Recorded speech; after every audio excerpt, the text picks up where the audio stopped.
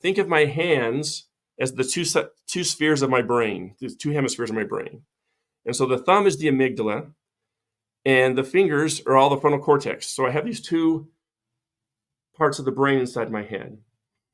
Well, based on survival, we want to be able to recognize very quickly those things that are going to hurt us or harm us. We don't want to have to relearn that rattlesnakes are dangerous every time we see one. We don't want to learn that putting your hand on a hot stove is going to burn us every time we see a hot stove. So those things are stuck in our brain that will automatically just fire off and send us into that fight or flight response. That's exactly what it's going to do. So here I am walking down a beautiful trail in Zion National Park in Utah, and I hear that buzz of a rattlesnake, at which point my brain totally activates. Wah! Now, this is called the ABCDE of the brain. So you could say A is for the amygdala and activation. But are you in danger? The answer would be no. Okay, I don't need this. Well, the body has been supercharged. All kinds of adrenaline hormones are coursing through the body. Well, can I start to do the breathing and find that balancing point, get the body restored to a sense of balance? Can I check my thinking? What's the story I'm telling myself? Let's check and correct our thinking.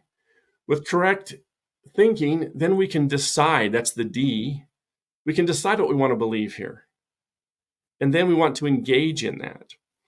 So one of my favorite assignments in my performance psychology class is to have students write a description of their worst performance ever. And these are dramatic performances. These are dramatic stories, very painful stories. Well, you can see they got activated, yes, but were they in danger? No.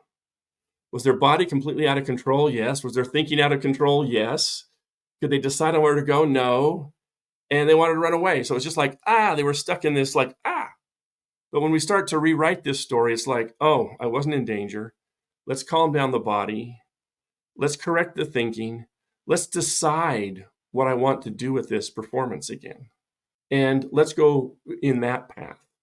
It's really interesting to look at it from the perspective that inside of every performance, there is a victory there. There is something of tremendous value. There's some gold in there. We got to find it. It may not always be what we expect it to be, but it's something that can really make a difference for us. In case you missed the premiere of Season 4 finale with performance psychologist Dr. Jon Skidmore, where we delved into profound discussions on the importance of mental skills training for musicians, check it out on your favorite podcasting platform.